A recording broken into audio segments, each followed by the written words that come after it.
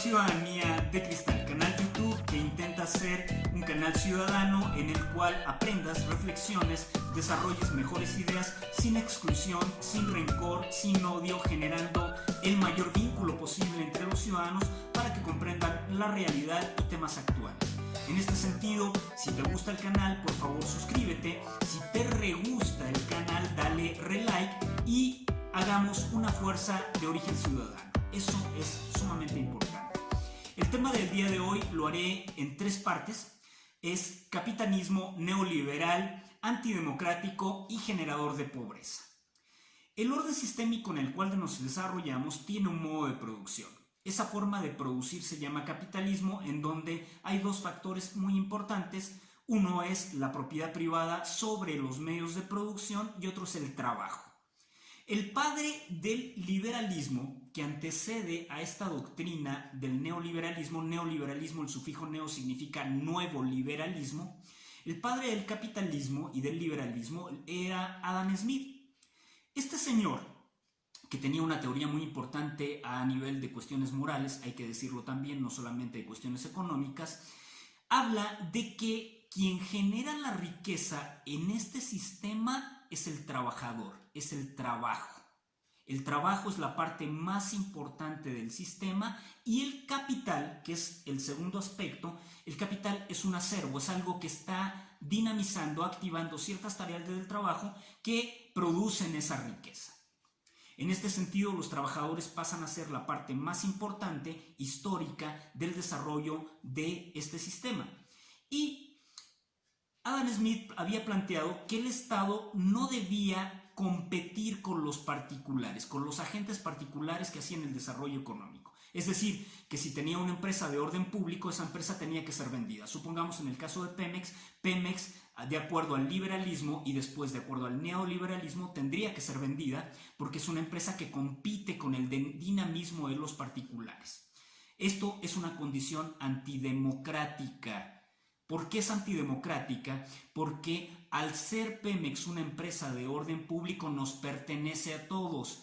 Al privatizarse le pertenece a unas cuantas personas dentro del sistema, a la minoría, pero no a la mayoría. Si entendemos el dinamismo de la democracia como esta satisfacción de oportunidades a nivel del todo social, es una teoría antidemocrática.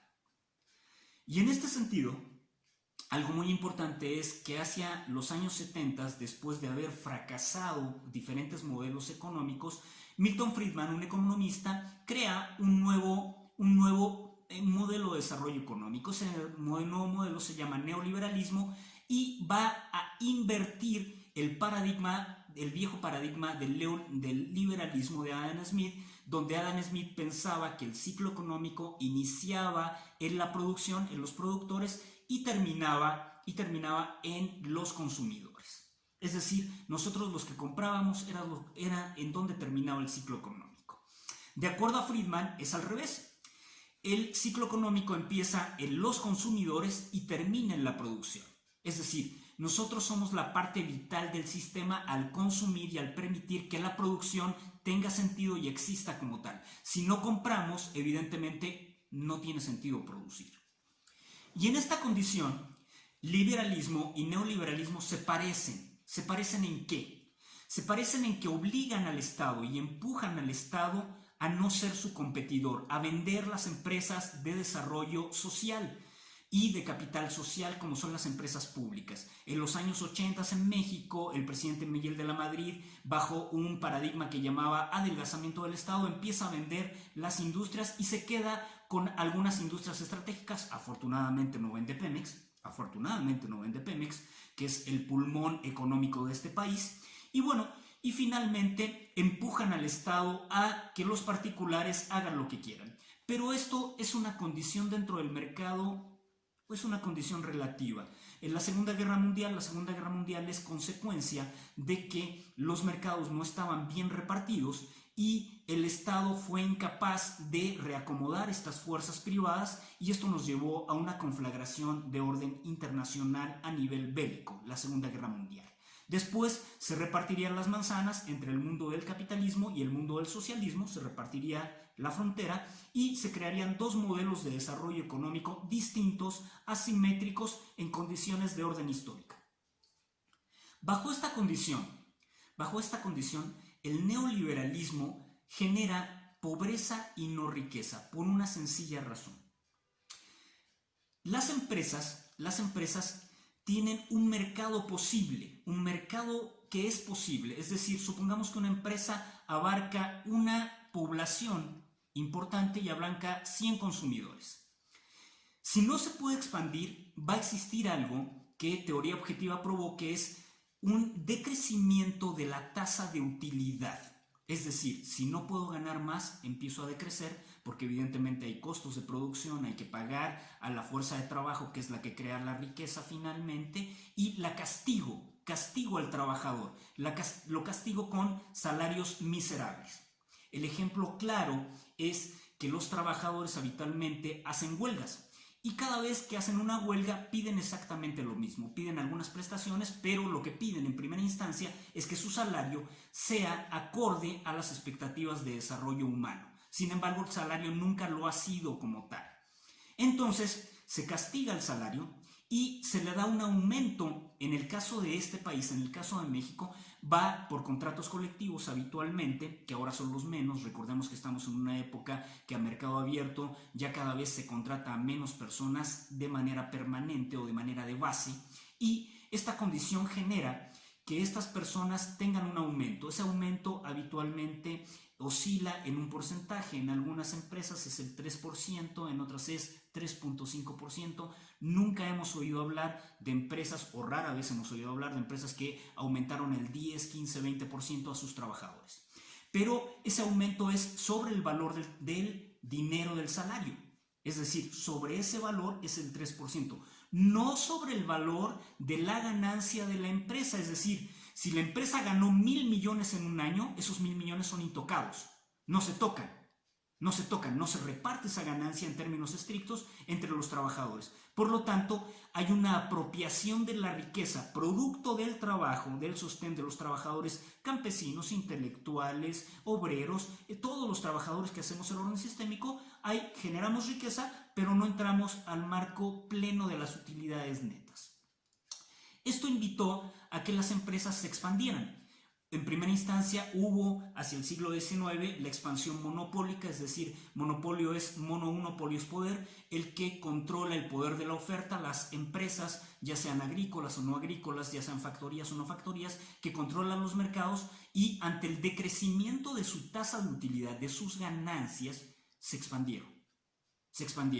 Ford Motor Company tiene muchas compañías a nivel internacional, no porque nos quiera brindar un buen servicio de automóviles, sino finalmente porque tiene que preservar la tasa de utilidad, y eso lo lleva a competir. Pero el mercado compite, eso es muy importante, compite. Hay nuevas empresas que compiten por un espacio de mercado, y evidentemente los encontronazos, las peleas que tienen las empresas, el único agente que lo salva finalmente es el gobierno, el Estado como tal, en impartir estas regulaciones.